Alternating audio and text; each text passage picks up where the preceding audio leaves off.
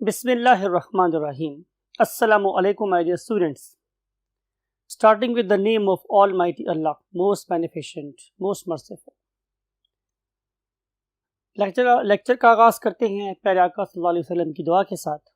रब्बे ज़िदनी इल्मा। My dear students, आज का जो हमारा टॉपिक है, it is regarding mutation. Mutation क्या होती है? आप लोगों के पास क्रोमोसोम और फिर डीएनए, ये बहुत देर से पढ़ लिया आप लोगों ने, वो प्रेजेंट है।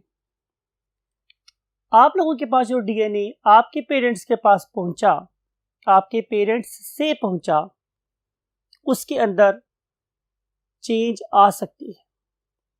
ज़रूरी नहीं है कि आपके पेरेंट्स से ऑब्टेन होने वाला डीएनए भी बिल्कुल सही हो, मुमकिन है उसके अंदर भी कोई ख़राबी हो।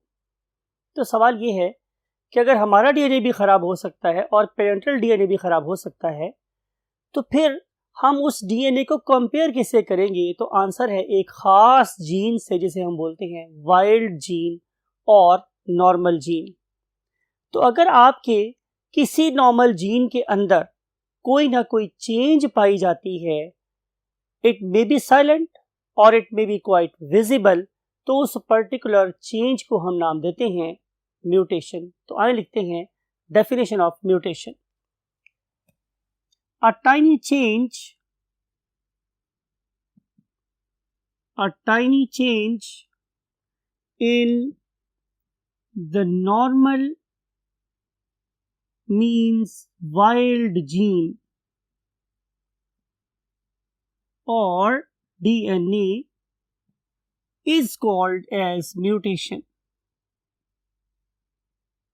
इसका मतलब ये होगा कि पेरेंटल डीएनए हमारे लिए स्टैंडर्ड नहीं है, हमारे लिए स्टैंडर्ड है एक नॉर्मल डीएनए। जब तक हमारा डीएनए बिल्कुल कुदरत के बनाए हुए वाइल्ड डीएनए से मैच करता है, तो इसका मतलब है it is a standard DNA. लेकिन अगर उसमें कोई चेंज आएगी तो हम उससे बोलेंगे कि now this particular DNA has undergone nothing other than mutation. Mutation के डिफरेंट साइजेस हो सकते हैं। म्यूटेशन ऐसी हो सकती है कि जिसे हम पिन पॉइंट कर सकते हों, तो that very mutation is called as point mutation. आप लोग इसको फाइंड करने के लिए अगर इलेक्ट्रॉन माइक्रोस्कोप भी यूज करोगे तो भी ये म्यूटेशन नजर नहीं आएगी। इसके लिए definitely we have to understand its expression. अगर एक्सप्रेशन खराब आ रहा है, मीन्स उससे बनने वाली प्रोटीन खराब आ रही है, तो जाहिर है यहाँ पे डीएनए म्यूटेट कर गया है। और अगर हम उसकी जीन सीक्वेंसिंग कर लें और वहाँ पे आने वाले एक या दो या तीन न्यूक्लियोटाइड्स को आइडेंटिफाई कर लें, तो ये वाली म्यूटेशन कहलाएगी point mutation. But remember, it is not visible mutation. लेकिन दूसरी म्यूटेशन क्या हो सकती है कि जो विजिबल हो, जो क्रोमोसोमल लेवल के ऊपर आती है। इसका मतलब ये है कि अब ये एक बहुत मेगा चेंज है, एक बहुत बड़ी चेंज है, और इस बड़ी सी चेंज को आप फील कर सकते हो either in the appearance of chromosome और in the total number of chromosome. यानी कि हम क्रोमोसोमल म्यूटेशन को भी फर्दर दो कैटेगरीज में डिवाइड करेंगे और इन सारी बातों को हम डिटेल से पढ़ेंगे। लेकिन इससे पहले हमें ये देखना है हमारे स्टूडेंट्स कि इन पर्टिकुलर म्यूटेशंस की कॉज क्या है। जैसे हमने बोला कि हमारा डीएनए मार्वल ऑफ गॉड है और ये बहुत अच्छे तरीके से पैक किया गया है, बहुत अच्छे तरीके से इसको प्रिजर्व किया गया है। इसके बहुत ज़्यादा रिपेयर मैकेनिज्म हमारी बॉडी में मौजूद हैं, राइट। लेकिन फिर भी हमारा डीएनए स्टेबल नहीं है। इस पर्टिकुलर डीएनए में चेंजेस आती रहती हैं और शायद ये कुदरत के बनाए हुए उस पर्टिकुलर निज़ाम का एक हिस्सा है, जिसकी वजह से शायद हम दुनिया से चले भी जाते हैं और इसी वजह से नए लोग वजूद भी, नए वेरिएशंस वजूद में भी आती हैं। वो चीज़ें जो हमारे डीएनए को अफेक्ट कर रही हैं वो हो सकती हैं रेडिएशंस। कौन सी रेडिएशंस हो सकती हैं, कितनी टाइप के डिटेल से पढ़ेंगे। We have got different viruses जो कॉन्स्टेंटली हमारे डीएनए को, हमारे आरएनए को अटैक करते रहते हैं और जहाँ कहीं मौका मिलता है वो अपने डीएनए या आरएनए को हमारी बॉडी का पार्ट बना देते हैं या फिर हमारे डीएनए को अफेक्ट करते हैं। इसके अलावा एक और म्यूटाजेन और कॉजेटिव एजेंट है, that is called as a transposon. Transposon का मतलब कोई ऐसे पार्ट्स और जीन्स हो सकते हैं जो अपनी पोजीशन को बदलते रहते हैं। ट्रांसपोसन मीन्स ट्रांसपोजिशन। ट्रांस का मतलब है बदलना और पोसन का मतलब है पोजीशन। तो वो डीएनए, वो वाले हमारे जीन्स जो अपनी पोजीशन को जंप करते रहते हैं, they are also called as the what, jumping genes. तो ये वाले जीन्स, उनकी पोजीशन किसी खास एनवायरनमेंट में किसी खास जीन के साथ कोई और होगी, और जब वो कहीं दूसरी जगह पे जाएंगे तो एक्सप्रेशन उनका ऑल टुगेदर बदल जाएगा। फिर last but not the least is a mutagen. Mutagen normally हम बोलते हैं किसी केमिकल को कि that has got the ability to alter और change the DNA, that is basically called as a mutagen, and that we have written over here कि mutagen is any internal or external factor that has got the ability to modify the DNA molecule or a certain gene, maybe at the level of you can say 1 or 2 nucleotides, or maybe at the level of whole chromosome or whole chromosomal set. So that very substance is called as mutagen. Mutagens क्या करते हैं? वो आप लोगों की एक normal gene में change लाते हैं। ये बात बड़ी इंपॉर्टेंट है, आप बहुत गौर से ध्यान से सुनें कि जो म्यूटाजेन है वो मेरे एक नॉर्मल जीन के अंदर चेंज लेकर आते हैं। ये वाली चेंज क्या करती है? एक नई वैरायटी प्रोड्यूस करती है, और ये जो मेरे पास नई वैरायटी आती है ये पॉपुलेशन में एग्जिस्ट भी कर सकती है और एलिमिनेट भी कर सकती है और बहुत तेजी से एम्पलीफाई भी हो सकती है। राइट? सवाल ये है कि हम किस पर्टिकुलर चीज को बात कर रहे हैं। मीन जो खराब नहीं है, मीन जो डिजीज कॉज नहीं कर रही। जो डिजीज कॉज कर रही है वो तो एब्नॉर्मेलिटी हो गई ना। हम किसी नॉर्मल जीन की बात कर रहे हैं जिसने सिर्फ एक वेरिएशन प्रोड्यूस की है, किसी स्ट्रक्चर में और फंक्शन में एबनॉर्मेलिटी या पैथोजेनेसिटी और डिजीज कॉज नहीं की। तो हम बात करेंगे उस पर्टिकुलर जीन को कि जो नॉर्मल है, उसे हम क्या बोलते हैं? Polymorphic gene. लेकिन सवाल यह है कि किसी एक पॉपुलेशन में कितने परसेंट एबनॉर्मेलिटी आए डीएनए में कि मैं उसे पॉलीमॉर्फिक जीन का नाम दूं। तो आंसर है कि उस पर्टिकुलर पॉपुलेशन के कम से कम 1% पॉपुलेशन में अगर वो जीन एग्जिस्ट करती है तो हम उसे पॉलीमॉर्फिक जीन कहेंगे। कब? नॉर्मल है, सिर्फ वैरायटी है। अगर एबनॉर्मल है फिर तो वो डिजीज कॉज करिए, उसको हम इस समरे में नहीं लेकर आएंगे। नाउ अगर म्यूटेशन हो रही है हमारी बॉडी में, तो म्यूटेशन का आगाज कहां से हो सकता है, उसके लिहाज से हमारे पास म्यूटेशंस की 3 टाइप्स हैं। Number one is called as hereditary mutation. इसका क्या मतलब है कि भाई कोई जीन था जो आपकी वालिदा मोहतरमा में या आपके वालिद साहब में ही खराब था, तो जब उन लोगों ने आप लोगों को प्रोड्यूस किया तो वो इंफॉर्मेशन उनके वजूद से आपके वजूद में आ गई। मिसाल के तौर पे अगर एक फादर भी डायबिटिक है और मदर भी डायबिटिक है तो इस चीज की प्रोबेबिलिटी या चांस शायद 100% हो जाता है कि जो अपकमिंग जनरेशन है, जो बेबी है, वो भी क्या होगा? डायबिटिक होगा। राइट? बिकॉज कि 2 रिसेसिव जीन्स बेबी में इकट्ठे होंगे तो वो बाय बर्थ ही डायबिटीज का शिकार होगा।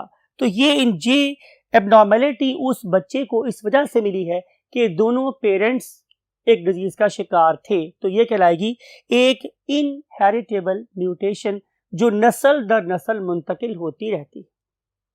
लेकिन एक और सोर्स भी है हमारे पास mutation, that is called as the de novo mutation. इससे क्या मतलब है? इसका मतलब हमारे स्टूडेंट्स ये है कि फादर इटसेल्फ बिल्कुल ठीक है, उनके अंदर कोई एबनॉर्मेलिटी नहीं है, मदर इटसेल्फ बिल्कुल ठीक है, उनमें कोई एबनॉर्मेलिटी नहीं है। अब उनके बॉडी से प्रोड्यूस होने वाले गैमेट्स मींस टू से, चाहे वो स्पर्म है या एग है, वो बिल्कुल ठीक है, उसमें कोई प्रॉब्लम नहीं है।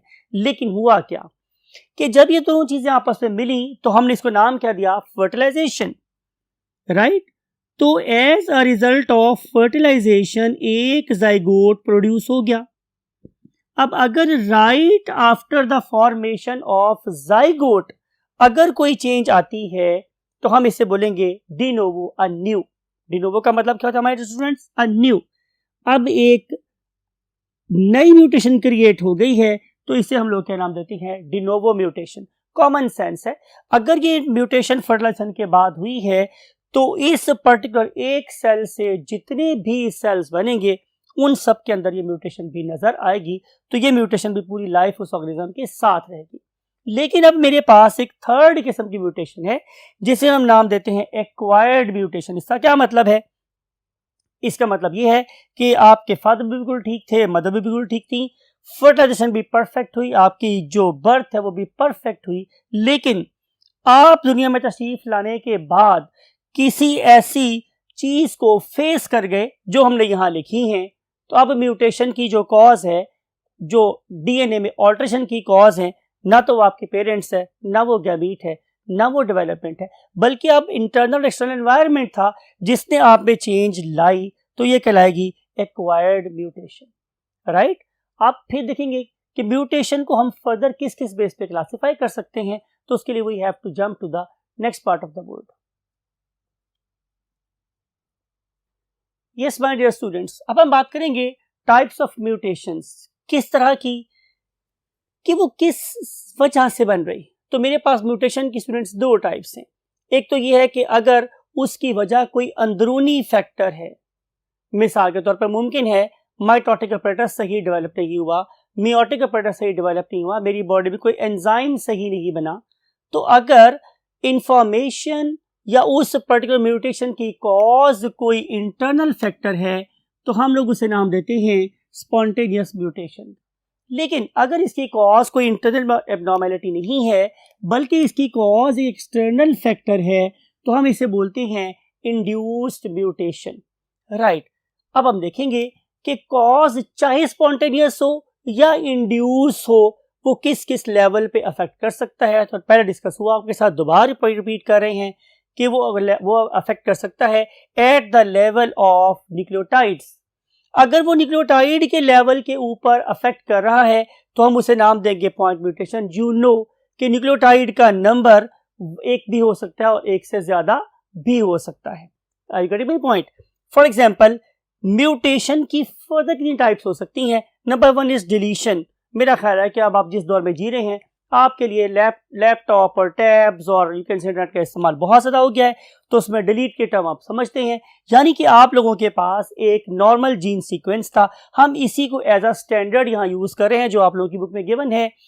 ATT means adenine thymine, thymine adenine guanine, cytosine cytosine thymine, thymine adenine. Right?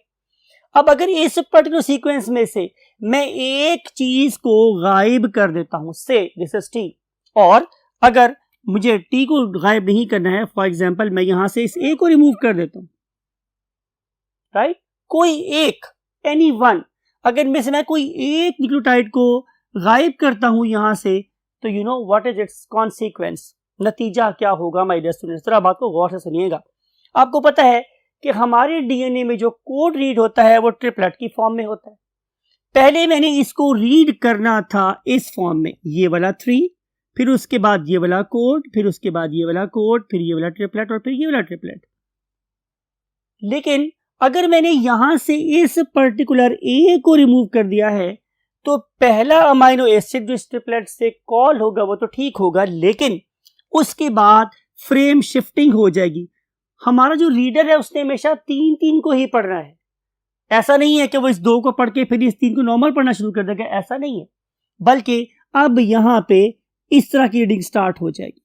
तो you know my dear students कि इसके रिजल्ट में पहले AGC के रिजल्ट में कॉल होने वाला अमाइनो एसिड डेफिनेटली GCC के कॉल होने वाला अमाइनो एसिड से डिफरेंट होगा। इसके रिजल्ट में जो सारी की सारी प्रोटीन है वो ऑल टुगेदर क्या होगी? डिफरेंट होगी, बिकॉज कि हर एक ट्रिपलेट अब चेंज हो गया है और उसके रिजल्ट में कॉल होने वाला अमाइनो एसिड भी बदल गया है। इसे हम बोलते हैं frame shift mutation. It is more deleterious, ये बहुत ज्यादा खतरनाक हो सकती है। फिर हम चलते हैं अगली टाइप ऑफ म्यूटेशन पे जिसे हम नाम देते हैं इंसर्शन। अब इंसर्ट करना भी आपको पता ही है, अगर आपको डिलीट करने का पता है तो आपको इंसर्ट करने का भी पता है, बिकॉज ये दौर ही मल्टीमीडिया का दौर है। तो इंसर्ट का मतलब यह है कि we are going to add one more nucleotide at any point in this particular zone. अब फॉर एग्जांपल हमने डेलिबरेटली थोड़ा लेट इस पर्टिकुलर न्यूक्लियोटाइड को ऐड किया, that is called as the adenine. You can see the same sequences here, इसमें कोई change नहीं आ रही, लेकिन यहां पर हम लोगों ने AGA के दरमियान में समवेयर हियर यहां पे एक और न्यूक्लियोटाइड को ऐड कर दिया and that nucleotide is A। अब क्या होगा माय डियर स्टूडेंट्स, पहले हमने पढ़ना था AGA, अब हम क्या पढ़ रहे हैं AAG। पहले हमने पढ़ना था क्या AG, पढ़ा जा रहा है AAG। पहले हमने पढ़ना था फॉर एग्जाम्पल GAA, अब हम पढ़ रहे हैं AAC। पहले यहां पढ़ रहे थे ACT, अब ये खाली टी फारिग बच गया। इसका मतलब ये होगा कि अगर मैं एक न्यूक्लियोटाइड ऐड कर दूंगा तो जिस पॉइंट पर न्यूक्लियोटाइड ऐड होगा उसके आगे वाले तमाम की तमाम अमीनो एसिड का मतलब भी बदल जाएगा। तो ये वाली म्यूटेशन भी काफी खतरनाक साबित हो सकती है। फिर हम चलते हैं स्टूडेंट्स आखिरी टाइप की म्यूटेशन पे, जिसे हम बोलते हैं base substitution. What do you mean by base? ये बेस है हमारी nitrogenous base, adenine, guanine, cytosine, thymine, right. यहां पे हमने क्या किया है कि look at this particular normal sequence कि यहां पे टी प्रेजेंट था, यहां पर भी टी ही प्रेजेंट था। अब मैंने ना तो कोई न्यूक्लियोटाइड ऐड किया है ना ही माइनस किया है, बल्कि यहां पे मैंने इस पर्टिकुलर थाइमीन को बदल दिया है बाय मींस ऑफ एडेनिन। अब न्यूक्लियोटाइड कम नहीं हुए, बड़े नहीं हुए, अब फ्रेम शिफ्टिंग नहीं होगी। हाँ, ये जरूर होगा कि जिस तरीके से हमने बाकी न्यूक्लियोटाइड्स को पढ़ा था वही तरीका हमारे पास चलता रहेगा। सिर्फ और सिर्फ फर्क ये आएगा कि यहां पे एक अदद अमाइनो एसिड चेंज हो जाएगा, और इसकी जो बेस्ट एग्जांपल है दैट इज हीमोग्लोबिन। आपको पता है कि haemoglobin consist of 574 amino acid, और उस 574 अमीनो एसिड में से अगर सिर्फ एक अमीनो एसिड खराब हो जाएगा, that is somewhere here, it should be CTT, और अगर ये CTT रिप्लेस हो जाती है CAT के साथ, तो अब CTT ने कॉल करना था ग्लूटामीन, और अब कॉल हो रहा है वैलीन। और ग्लूटामीन और वैलीन के चेंज होने की वजह से एक अच्छा खासा नॉर्मल ऑर्गेनिज्म एबनॉर्मल हीमोग्लोबिन को रखेगा, और इसे हम बोलते हैं सिकल हीमोग्लोबिन। और आपको पता है कि इस पर्टिकुलर हीमोग्लोबिन की ऑक्सीजन कैरिंग कैपेसिटी बहुत ज्यादा है, और जो मेरी एबनॉर्मल हीमोग्लोबिन जिसे हम नाम देते हैं सिकल हीमोग्लोबिन, इस ऑक्सीजन कैरिंग कैपेसिटी बहुत ज्यादा कम है, और शायद ये अपनी जिंदगी की सारी बाहरें नहीं देख सकेगा। तो कहने का मकसद ये हुआ कि चाहे हम न्यूक्लियोटाइड को ऐड करें या माइनस करें या बदल दें, इन सारों की वजह से बड़े ही खौफनाक न्यूक्लियोटाइड सामने आ सकते हैं। फिर दूसरी टाइप की म्यूटेशन हमारे पास कहलाती है mega mutation, that is called as a chromosomal aberration. अब क्रोमोसोमल एबेरेशन पहले लेवल पे क्या हो सकती है कि भाई क्रोमोसोम का नंबर जितना होना चाहिए था उतना ही रहे। फॉर एग्जांपल, अगर आप ह्यूमन बीइंग है तो 46, अगर चिंपैंजी है तो 48, अगर आप फॉर एग्जांपल अनियन है तो 8, ड्रोसोफिला है तो 8। क्रोमोसोम का नंबर नहीं चेंज हुआ, लेकिन उस पर्टिकुलर क्रोमोसोम में अगर मैं किसी लॉकस पे जीन की बात करूं तो वो जीन या तो गायब हो सकती है, या वही बात है और ऐड हो सकती है, या अपनी जगह बदल सकती है, या अपने इफेक्ट को चेंज कर सकती है। तो इसी को हम यहाँ पे स्टडी करने वाले हैं। Those are called as the chromosomal aberrations and they are of the 4 types. पहली टाइप क्या है? डिलीशन हो जाए। ऐसा करते हैं कि एक मोटी सी मिसाल लेते हैं। You know it is not true in true sense. एक क्रोमोसोम पे तो हजारों जीन हो सकते हैं, हमने अपनी सहूलत के लिए यहाँ पे सिर्फ 6 जीन लगाए हैं, ABCDEF। लुक एट दिस, क्या यहाँ पर बी है? तो डेफिनेटली आंसर इज नो। अब अगर यहाँ पे बी नहीं है तो that very gene is missing. इस पर्टिकुलर जीन के मिस होने की वजह से मुमकिन है वो वाला एंजाइम ही ना बने जो बॉडी में बनना चाहिए था, और हम किसी एक एब्नॉर्मलिटी को फेस कर सकते हैं, राइट। मिसाल के तौर पे अगर फिनाइलकीटोयूरिया की बात की जाए तो उसमें जो एंजाइम है वो बॉडी में अगर नहीं होगा तो organism will suffer from phenylketonuria and he is going to excrete some black urine. दूसरा क्या हो सकता है? इन्वर्शन। इसका क्या मतलब है? Look at the sequence ABC। ये था मेरे पास एक नॉर्मल सीक्वेंस, क्या यहां पर भी ABC है? तो आंसर इज नो। यहां पर हो गया है ACB, यानी कि ये जो सेगमेंट था ये उलट के लग गया। ये वाला फ्रेगमेंट उलट के लग गया, अगर ये वाला फ्रेगमेंट उलट के लगेगा तो जाहिर है क्या हो सकता है। इसके मैं मिसाल आमतौर पर इस मिसाल से देता हूं कि मैं कह रहा हूं रुको नहीं जाओ, फिर मैं बोल रहा हूं रुको नहीं जाओ। एक कॉमा की पोजीशन ने इन दो सेंटेंसेस का मीनिंग ऑल टुगेदर बदल दिया। Same is the case here, जब मैं इस फिक्रे को भी, इस पर्टिकुलर चीज को भी रीड करूंगा तो उसके रिजल्ट में भी बहुत सीवियर किस्म के एब्नॉर्मलिटीज आ सकती है। अब हम चलते हैं ट्रांसलोकेशन। क्या मतलब हुआ, इस पर्टिकुलर जीन ने अपनी पोजीशन बदल ली। लोकेशन से निकला है ट्रांस में बदल लेना। तो देख रहे हैं आप लोग यहाँ पर कि यहाँ पे हमें सी जी नजर नहीं आ रहा, बल्कि ये वाला सीन वन वे और द अदर। ये एग्जाम्पल ठीक नहीं है वैसे, लेकिन आपको समझाने के लिए लिखी है हम लोगों ने यहाँ पर कि सी जीन यहां से जंप करके यहां चला गया। अगर जीन अपनी पोजीशन बदल लेता है तो हम इसे ट्रांसलोकेशन बोलते हैं। रिमेंबर माय डियर स्टूडेंट्स कि ये वाला काम इंट्रा क्रोमोसोमल बहुत रेयर होता है। ये इंट्रा जीनोमल हो सकता है कि पूरे जीन में, पूरे के पूरे सेट ऑफ क्रोमोसोम में कोई gene during the process of meiosis crossing over के रिजल्ट में एक क्रोमोसोम से दूसरे क्रोमोसोम के ऊपर माइग्रेट कर जाए। और इसकी वजह आपको पता है ट्रांसपोसन्स भी हो सकते हैं, जो एक जीन को उठा के किसी दूसरी जगह पर ले जाकर उसके एक्सप्रेशन को ऑल टुगेदर चेंज करवा सकते हैं। तो ये कहलाएगी हमारे पास translocation. Now look at this, it is very simple for you. यहां पर क्या हुआ, A B B C D E F. इसका क्या मतलब है कि यहां पर एक बी जीन और ऐड हो गया है। यहां पे जीन ने अपनी कॉपी बनाई और उसे अपने बिल्कुल साथ ही रख लिया। अगर ऐसा हो तो हम उससे डुप्लीकेशन का नाम देते हैं। अगर तो काम की चीज हो तो हम बहुत हैप्पी होंगे। मिसाल के तौर पे अगर ये कोई प्लांट है और ये प्लांट में फूड की प्रोडक्ट का जीन है तो हम तो बहुत खुश होंगे, भाई हमारे प्लांट में फूड का प्रोडक्ट बढ़ गया है। लेकिन ऐसा भी तो हो सकता है कि ये एजिंग का जीन हो, ये एक ऐसा जीन जो इंसान को बूढ़ा कर रहा है, तो फिर ये जीन ज़ाहिर है हमारे लिए डिलीटरियस होगा और कोई भी ऑर्गेनिज्म बहुत तेजी के साथ अपने बुढ़ापे की तरफ मूव कर जाएगा। तो they have got some positive effects and they can have some bad effects. अब हम आगे चल के देखते हैं स्टूडेंट्स कि हमारे पास क्रोमोसोमल नंबर में क्या क्या चीज आ सकती है। उसके लिए we have to move to the last part of the board. My dear students, we have discussed deletion. हम डिलीशन डिस्कस कर चुके हैं, डिलीशन क्या थी। We have discussed what is inversion, we have discussed translocation, we have discussed duplication. चूंकि ये chromosomal elimination के article में ही आ रहा था तो मैंने इसको यहां लिखा ताकि आप उनको आपस में मैच कर सकें। तो पहली बात क्या थी, क्रोमोसोम में एक पीस, एक सेगमेंट, एक लोकस डिलीट हो सकता है, उलट के लग सकता है, जगह बदल सकता है और डुप्लीकेट हो सकता है। लेकिन इस सारे केस में भी जो क्रोमोसोम का नंबर है वो चेंज नहीं हुआ। लेकिन जो सेकंड कैटेगरी हम क्रोमोसोमल एबरेशन की पढ़ रहे हैं, it is regarding chromosomal number. अब क्रोमोसोमल नंबर भी दो लेवल पे ऑपरेट कर सकता है, इंडिविजुअल लेवल पे। यानी कि अगर आप ह्यूमन बीइंग है और आपके पास 46 क्रोमोसोम है तो उसमें से एक क्रोमोसोम कम हो सकता है। आपको पता है कि हम इंसानों का नंबर ऑफ क्रोमोसोम 2n कितना है, जाहिर है 46। तो अगर हम 46 में से एक माइनस कर देंगे तो आंसर क्या आएगा, 45। अगर आपके टोटल नंबर ऑफ क्रोमोसोम में से एक क्रोमोसोम को निकाल दिया जाए तो फिर आप जिस डिजीज को फेस करेंगे that is called as a monosomy, right. Other one is नलीसोमी।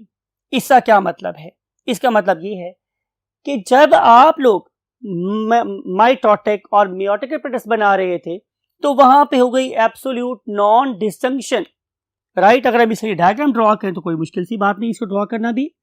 It is something like it,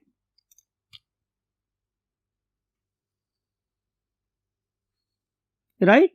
और इस पर्टिकुलर सेल में यहां पे क्या प्रेजेंट है, जाहिर है spindle fibres. I am talking about meiosis और माइटोसिस व्हाटएवर। और यहां पे क्या प्रेजेंट है, chromosomes. Look at this, right. ये सारे के सारे क्रोमोसोम्स हैं और ये क्रोमोसोम नॉर्मल केस में इक्वली डिवाइड हो जाते हैं, यानी कि आधे क्रोमोसोम इस तरफ चले जाते हैं और आधे क्रोमोसोम इस तरफ चले जाते हैं। लेकिन अगर ऐसा हो कि इनमें से एक क्रोमोसोम का पेयर एक तरफ चला जाए, something like it, something like it. अब ये दोनों क्रोमोसोम इस तरफ मूव कर गए हैं और यहाँ पे अब कोई क्रोमोसोम नहीं है, इस पर्टिकुलर सेल में कोई क्रोमोसोम नहीं है। अगर ऐसा हो कि क्रोमोसोम हो ही ना, तो फिर हम उसे नाम देते हैं नलीसोमी का।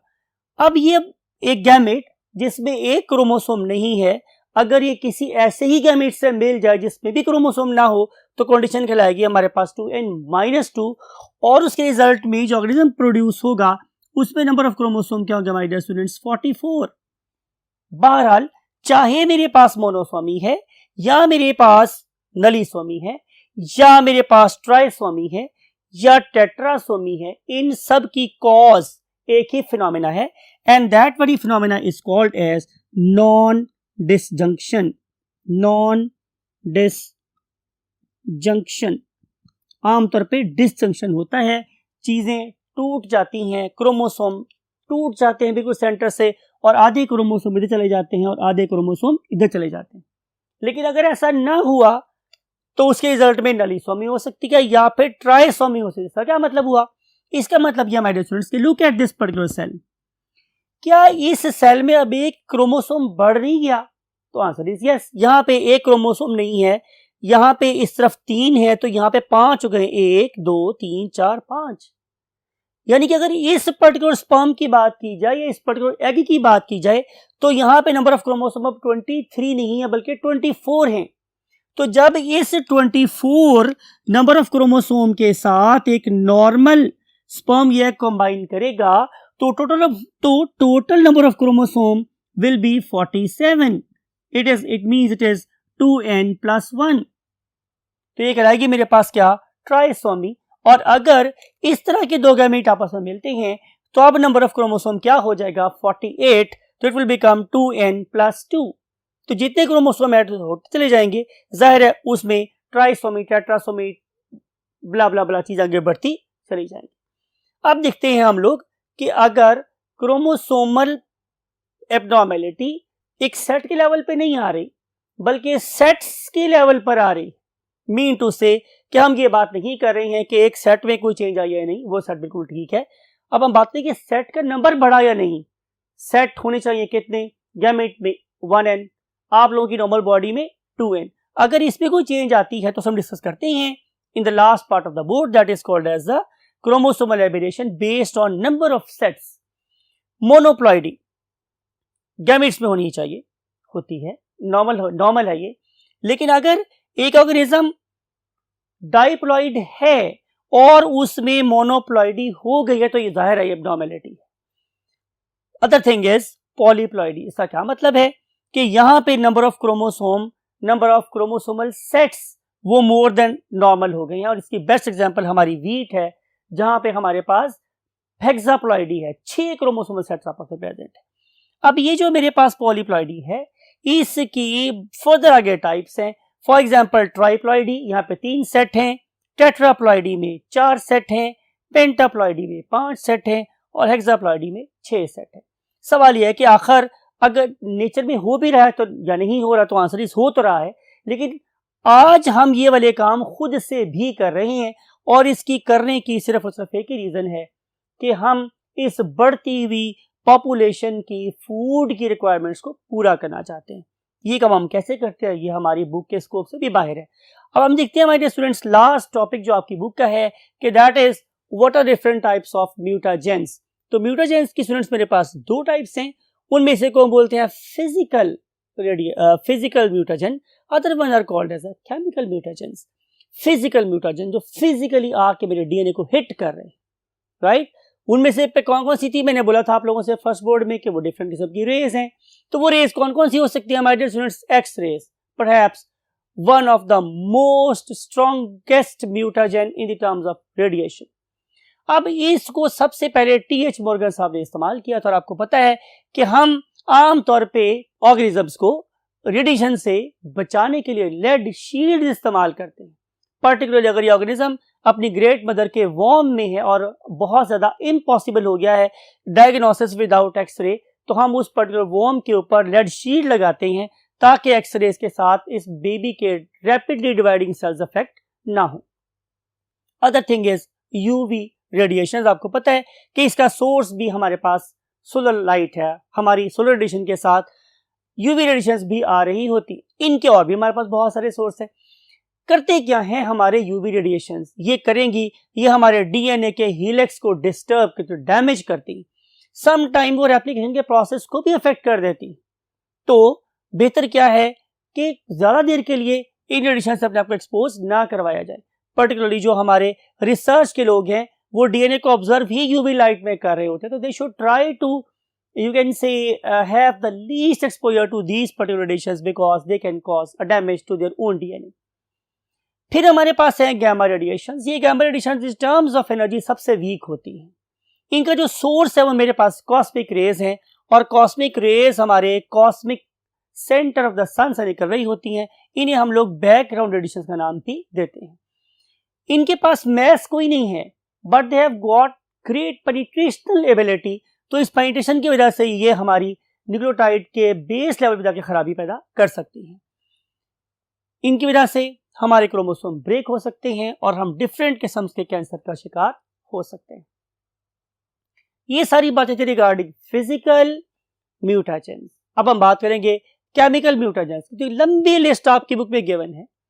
For example formaldehyde, mustard gas, five bromouracil, acridine, colchicine, caffeine, nicotine and other food preservatives. ये सारी की सारी चीजें केमिकल्स हैं, और ये सारी की सारी चीजें वन वे और द अदर आप लोगों के डीएनए को खराब कर सकती हैं। तो बहुत ज़्यादा गर्म कॉफ़ी भी नहीं पीनी चाहिए, बहुत ज़्यादा गर्म चाय भी नहीं पीनी चाहिए, सिगरेट को तो बिल्कुल अवॉइड कर देना चाहिए, बिकॉज की दो चीज़ें ज़ाहिर हैं हम लोगों को चाय और कॉफ़ी और सिगरेट से ही ऑब्टेन हो रही होती हैं। फूड प्रिजर्वेटिव्स को हम बिल्कुल इग्नोर कर सकते हैं अगर हम प्रिजर्व फूड ना लें, बल्कि हम नेचुरल फूड को लें और वो साफ पानी में पकी हुई हो या काश्त हुई हो। तो आपको आपकी बुक ने जो लास्ट इंफॉर्मेशन हमें दी है वो ये है कि मस्टर्ड गैस बड़ी इंपॉर्टेंट है, बिकॉज के ये केमिकल वेपन के तौर पर भी इस्तेमाल हुई फर्स्ट वर्ल्ड वॉर के अंदर। तो दुआ है कि इतनी सारी एब्नॉर्मलिटीज के अंदर अल्लाह ताला हम लोगों को बहुत सेहतमंद रखे।